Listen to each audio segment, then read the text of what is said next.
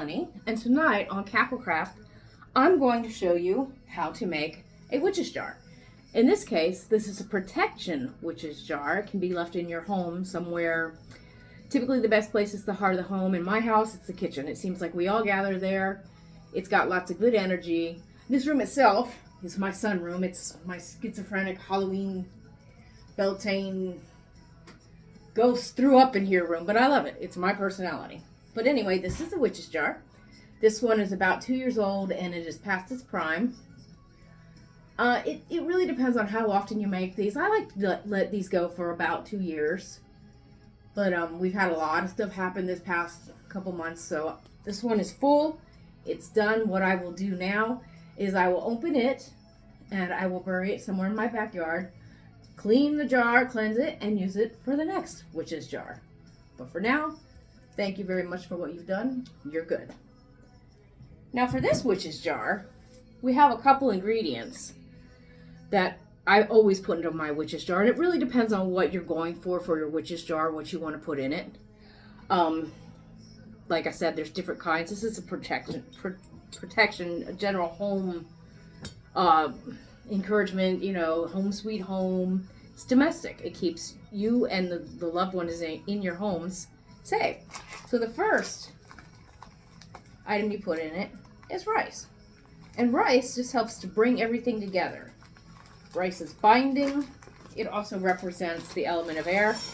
And it makes a good first layer in there. Just a little bit of rice. Who doesn't like rice? Then after the rice, I have a couple other things to put in. The next items are going to be rose petals from roses my husband actually bought me that were used in one of my pagan rituals with my coven. Rose is about love. It's simple. It's love, romance, passion.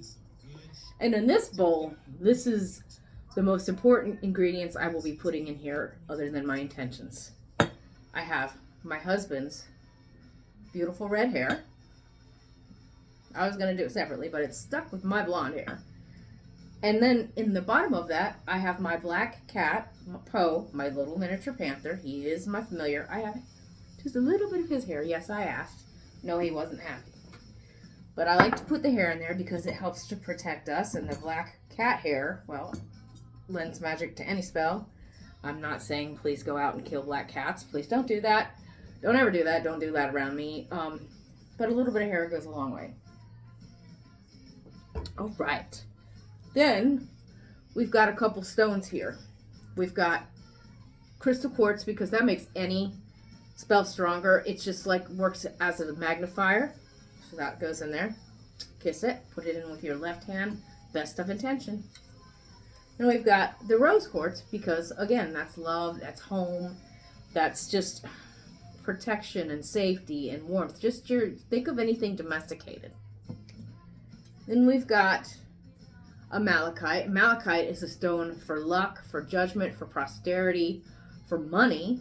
Been a rough year. We're going to go ahead and put this one in here. Blessing. And the last stone is one of my absolute favorites. It is the beautiful stone of high magic. It is called lapis lazuli. And I like to say it in a funny way. Lapis lazuli. Just because it's such a fun word to say. Lapis lazuli is a very strong stone. It can enhance any spell. It's fantastic. I absolutely recommend having one in your altar, on your person, in your car. They're magnificent.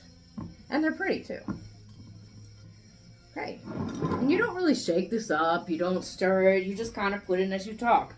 This is the filthiest thing I'm going to put in there. This is $1 American. However, the money, of course we know money's filthy. I mean, think about, this could have been in somebody's bra. This is Florida. It could have been in somebody's sweaty butt crack. I mean, we're just going to cleanse it and put in the good, pure energy. Because you know what? It might be dirty. It might cause people to do stupid stuff, but we all need it to live. So I'm going to put this money into here and let it help bring us stable financial means, prosperity, comfort, all the things we need to live.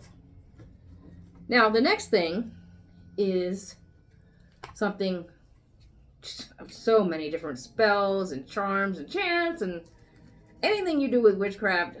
Simple salt.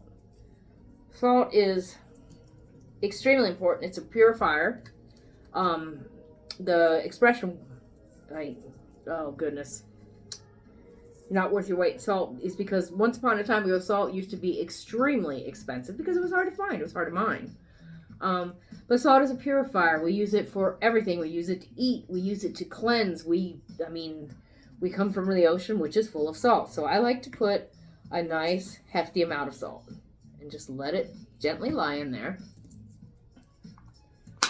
Put that there. Right.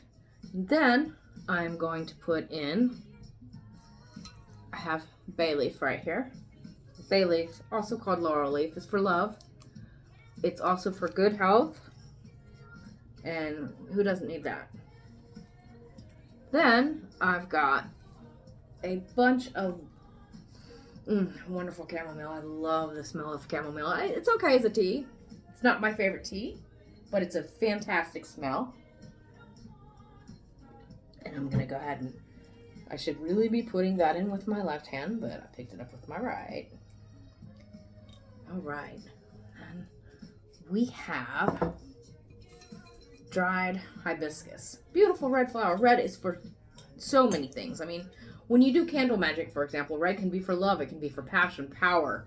It can even be for anger. You just associate the color like pink. Pink is for love. It's not necessarily a sexual, passionate kind of love, but it's the love you have for your child. Red can be intense. I mean, they tell you not to paint your bedroom red because it can anger you. I don't know about that. It happens to be my favorite color. I love the passion of it. And this, we have anise. Star of anise, I should say. And it just, here are the seeds, and this is what licorice is made from. And it's just very calming and very earthy. And then, and a lot of these herbs are left over from Yule. I figure, they're still pretty fresh. Might as well use them while they're nice and powerful. And my goodness, they smell great. Like this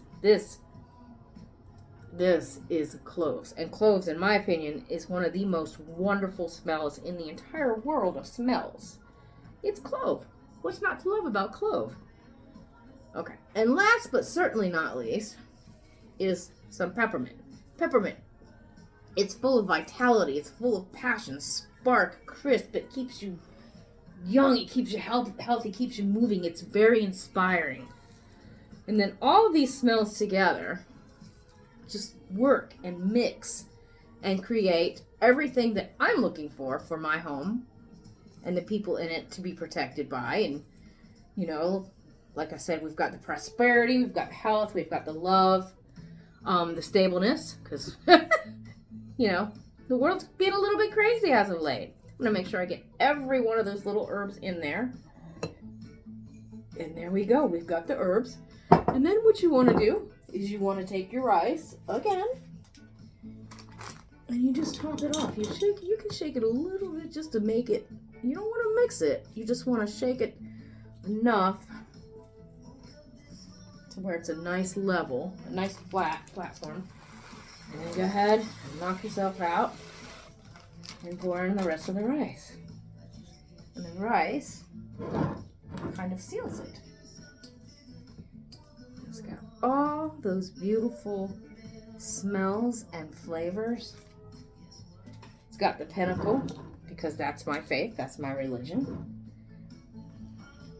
This is actual raven's feather. No, you can't have it. It was gifted to me by one of my coven sisters. And I'm just going to bless this. Bless this jar.